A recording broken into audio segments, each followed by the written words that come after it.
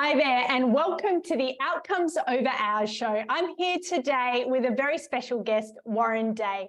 I'm Tina Patterson, and I really wanted to interview Warren based on some conversations we had actually before the pandemic, where I saw he's the type of leader that does things his way, which I really love, and on his own terms. So Warren is the COO, the Chief Operating Officer at ASIC, the Australian Securities and Investment Commission. So in that role, he leads organisational strategy through to operations and support teams. So areas such as finance, people and development, risk, comms, internal audit. Have I left any out, Warren? I'm sure there's a few, but I've forgotten myself. Fantastic. And in a previous life, he was also a solicitor and an auditor. So welcome to the show, Warren. Thank you. Great to be here, Tina. Fantastic. Well, I'd love to start off. You've got a depth of experience as well as a breadth of experience. And I'd love your views on how your own leadership has changed. If you think about over the past decade, so pre-pandemic, through the pandemic, and now post-pandemic, how has your leadership style changed? It's interesting. I've got a saying that the Warren of like 20 years ago be horrified by the Warren of now, which is something I keep saying to myself. And I think it's probably about me trying to ground myself as, you know, someone who's still coming at some of this a bit new. But of course, you know, if you've been doing this for, you know, how long have I been leading for now? About 20 plus years. You know, you pick up, you know, hard bitten experience about, you know, things that'll get you through and not. And I mean, I still think, and I'd hope, one of the things that I'm still sort of really focused on is like, I try and lead through humour, you know, because, you know, certainly when you work for a government agency, but it's probably the same for large listeds and others, is that everything seems like, you know, sheep stations are at risk. You know, you're playing for all the money on the table. And you have to remember sometimes it's not. It feels like it is because of how important it is for your organisation. So a lot of the time I try and find some humour, not being silly about things, but, you know, find some humour. You know, keep people to realise this is a job and this is work, and, you know, it's important. And what we do at ASIC is really important for the Australian people. You know, we do what we do for good reason in terms of financial services and markets and companies and consumers. But, you know, we need to realise that, you know, we also want to have a sense of fun in what we do and enjoy ourselves. And so, you know, pointing at what you said about the pandemic, I mean, I think I might have said to the executive group at one point, you know, I can be a fool, and right at the moment those skills are really important because, you know, we were really trying to keep our people engaged and happy, you know, in what was for a lot of people a really, you know, a not great situation. I mean, being locked up in your home, being worried that, you know, you were going to get some disease that we really in the early part had no real idea what it was about. I mean, remember, you know, all the crazy things, don't touch table surfaces and don't touch your face and all these things. So, you know, so many things to be afraid of and worried about. And, you know, you have to lead people through that and trying to give them certainty.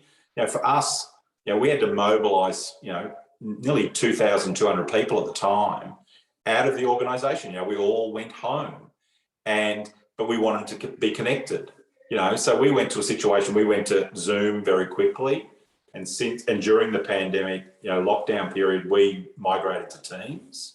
So, you know, we did all these big changes and the world really changed really quickly for our people. So, you know, you had to lead through that. And so by leading through humour, I see as you're leading in a humane way in relation to seeing people as humans, and we're all the same. And I think it became also a great leveller. And I think my thing about humour is everybody likes a laugh, and, you know, it's one of the great unification, you know, one of the things that really unifies people. So I think I've stuck true to that. I think the thing is, I think I've become blunter, though, the older I got and the longer I've been doing it. But I think it's also about being honest, you know, like, so, you know, I think the great thing is when you can have a laugh and then you sort of turn around and say, all right, but this is the truth. I think people go, you know, people see that is authentic, you know, and I think that's just me. I think my kids, you know, would say, who are now 22 and 19, you know, my kids would say, you know, pretty much what you see with their dad is what you get. So you know, I'm just trying to be my authentic self when I lead. They're wonderful. And I think humour, not focusing 100% on the work, but bringing that authenticity, the humane side, as you say, that's something that has definitely shifted, I think, in a really great way over the last couple of years. Yeah, and because you're giving of yourself, because humour actually comes from this bad thing. Oh, you know, this stupid thing happened to me on the weekend. So you're letting people into your lives, and I think that's a really important thing. Yeah, fantastic. I'd love to hear, is there anything specific that comes to mind that you either implemented to attract people into your team or to engage them or to retain them? Is there anything practical that you can share that you've done during the last year or so? That's a great, I mean, we've done two things. I mean, like all businesses across the place, you know, we've really had a good debate internally about what our flexible or hybrid working standards will be, you know, our policy will be.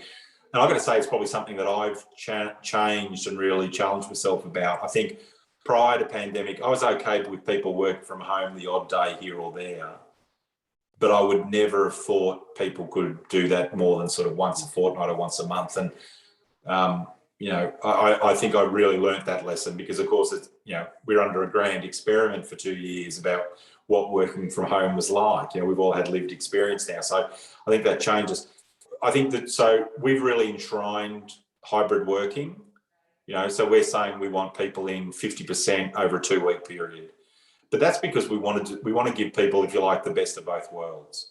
You know, I think we are, you know, as humans, you know, we are social animals. You know, we really do like to be with other people, even though sometimes people drive us crazy. You know, we do see the value in people speaking to each other, picking up non-verbals. I mean, Zoom allows you to do some of that, but it doesn't allow you to do all of that. And, you know, you want to appreciate the people you work with in a really human way. And nothing is better. And I mean, that was the training, wasn't it, for remote work?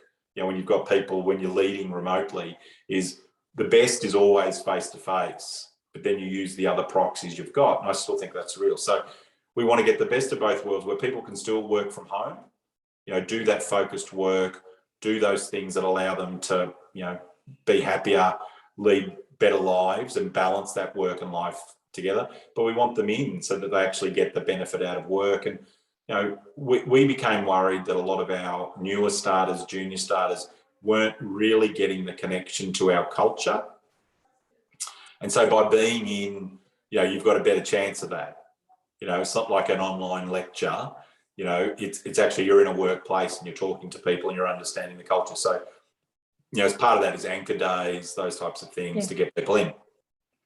The second thing, which I've got to say, I think we've become aware of and that we've really doubled down on, so to speak, is our purpose. And this goes back to the culture point. And I actually, ironically, learnt that from our data group. So our Chief Data Analytics Officer, Scott Barber, or he's actually just departed for other shores recently. You might be aware. He's a client of mine. He's a mutual friend of ours. He really put me onto this, that the people in our data group working for ASIC have really aligned themselves with the purpose of the organisation. And because I was worried that, you know, certainly when Scott was departing, that a lot of those people were there because of him. And he said, no, they're here because of the agency and they're here because of what we do and our purpose. And I think that's something we have a lot more conversation about at the moment in ASIC is we've got a great purpose. Like, it's, you know, arguably it's one of the best employment markets for people to change jobs at the moment that we've seen in a long, long, long time. And I think one of the things we've really implemented is to say, you know, we've got a great purpose. You know, in ASIC, we wear the white hat. You know, we do what we do for good reason. You know, there's things we do to help and protect the Australian community in relation to financial services, markets, companies, and, you know, the consumers of those things. And we've really implemented, if you like, a doubling down on that. You know, we're really promoting our purpose. Beautiful. That helps that connection and that culture. And I think those two things, you know, have probably been the big things for us. Yeah, I love that. And I've seen that change a lot too in the last few years, that focus on purpose versus you just go to work, you go into the office, you do your job and you leave. And the other point, I love your focus on adapting your leadership style and how, you know, the Warren of 20 years ago probably wouldn't recognize the Warren of now.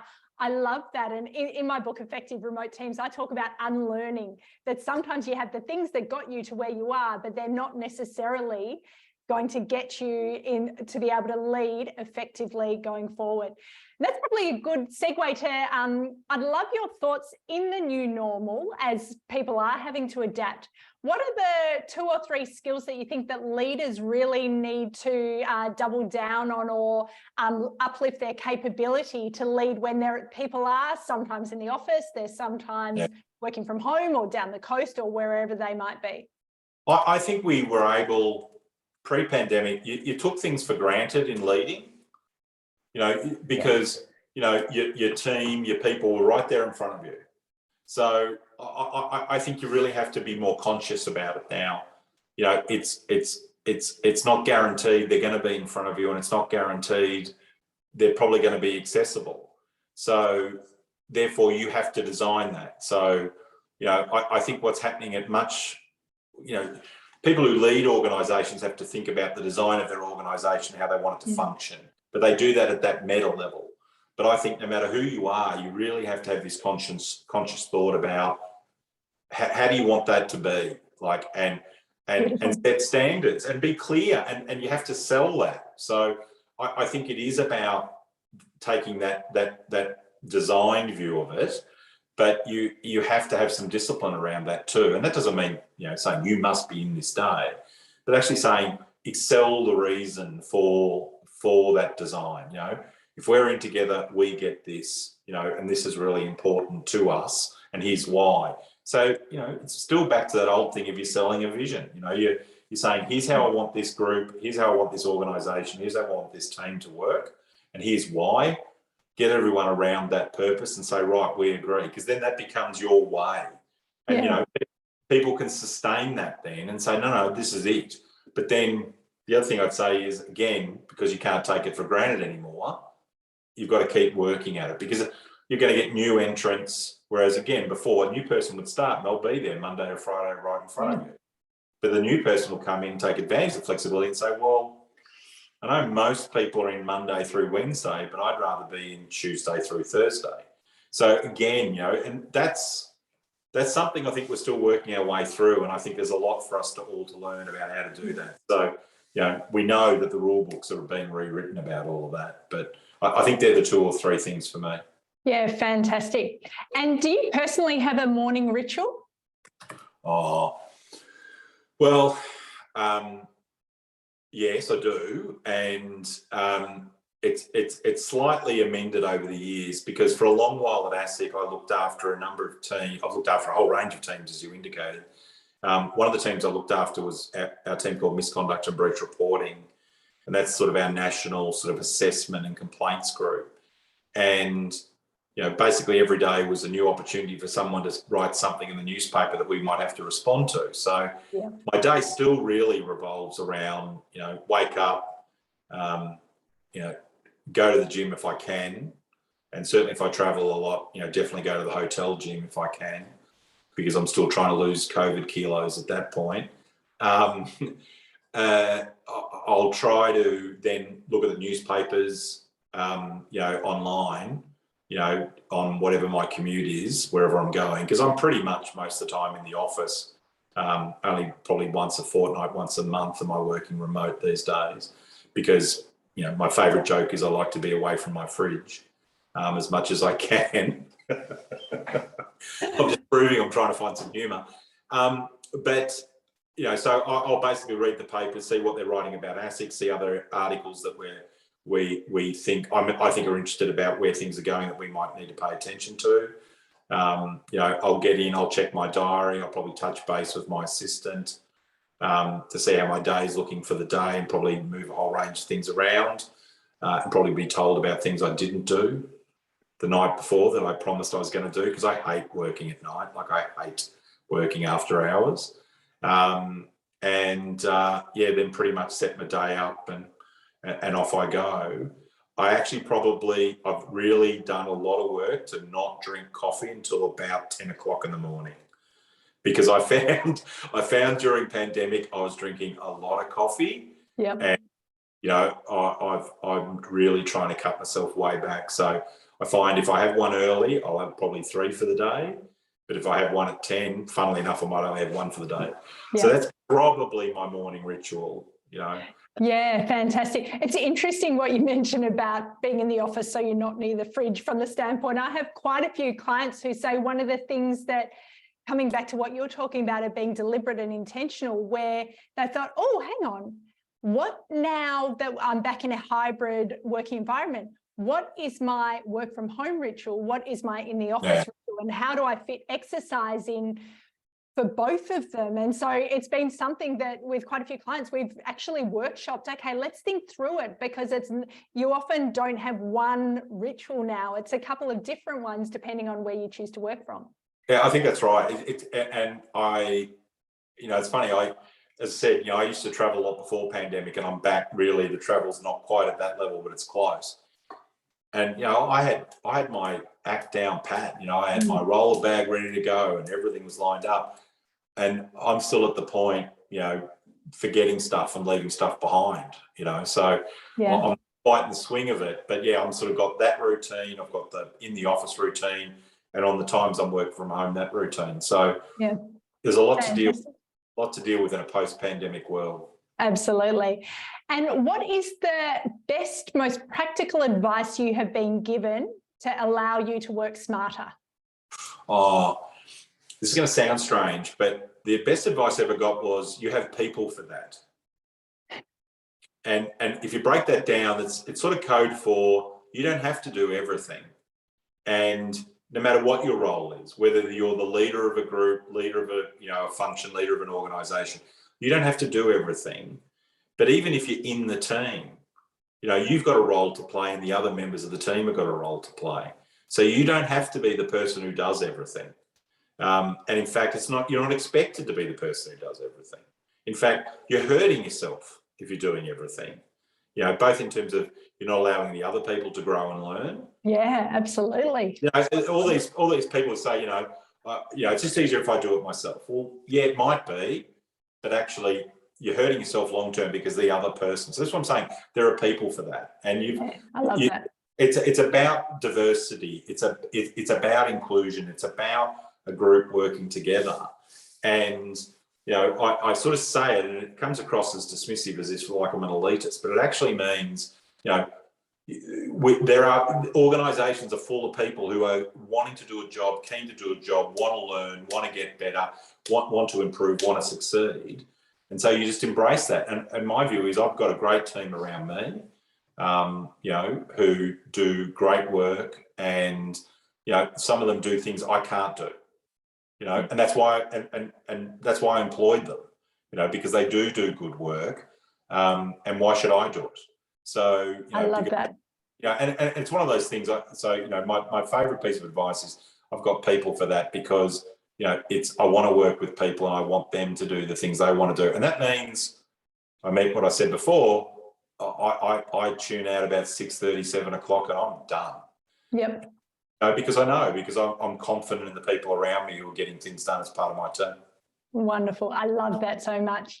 Now, Warren, I've got some rapid fire questions. Are you up for answering them? Okay. Yeah. Okay. First one is, what is the best thing you've bought for under about $100 in the last few years? Well, I guess I'd say the very thing that's allowing me to do this interview, which is the brackets and fixtures that hold up iPads and iPhones, and I think at the start of pandemic, I invested in some really cheap ones from an online retailer that seems to be focused on world domination, who I won't mention. But I bought the cheap ones, and then I bought the quality ones that were still, under $100 rather than $5. And I've got to say, I think that's really made a big difference, because it means if you've got the right equipment, things like this are much easier. So, You know, Fantastic. I haven't broken out a podcast studio, but you know, the bracket. There's time. What is the book you have recommended or gifted the most? This is really nerdy and boring. It really is still Mindset by Carolyn Dweck about growth. I love it. It's a great book. More people should read it because it's really about failure's fine, and keep practicing and always be trying to find out more things and how to do things differently and better. And it's so well written. It's just so well written, and it's so accessible by people because of the examples it uses in it. So Carolyn Dweck Mindset every day. I love it too. And I actually use it with my kids when they tell me I can't do this. I always add yet. Well, can you tell me the secret? Can you tell me the secret? Because my kids won't read it, even though I've tried to throw it at them. Oh, they won't read it, but each time they say it, I just put that word in, yet. You can't do it yet, but you can if you choose that's where you're going to put your energies. So yeah, fantastic. What about the most fearless thing you've done in recent years? See, I'm a regulator. I work for a government agency where we're risk-averse people. We're professional, skeptics, cynics, and cautious people. We hold the lollipop sign. We don't take risks. I don't know that I can. I don't know that I can answer that to you. I mean, I lead a very, very boring existence. In terms of that, I don't look for thrills. So yeah, I don't. Okay. I'm a guy to ask. How about this one? Which is your favourite season and why? Oh, I've always liked autumn. Like I really like autumn because I do like the change in colour. I do like the opportunity to put on a jacket. And I've really got a thing now for like Peaky Blinders English caps, given I'm bald. And so the combination of those, it's autumn every day of the week. Oh, fantastic. And finally, to finish off, what does outcomes over hours mean to you? It's interesting because it's one of the things we talk about at work is about the difference between outputs and outcomes. And, for a regulator, a regulatory agency, that's a really interesting thing because, for us, we have criminal prosecution, so people go to jail, and, we have people who've got fines against them and things like that. They're the outputs. But the outcomes are better outcomes for Australians, in terms of, what is going on, that actually makes things better for people. And I think that's the same thing in an organisational context is it's not about working till 10, 11 o'clock at night. We're not that agency. We're not that organisation. Not to pillory them, but I worked for a large law firm before and it was really hours over outcomes. Yeah.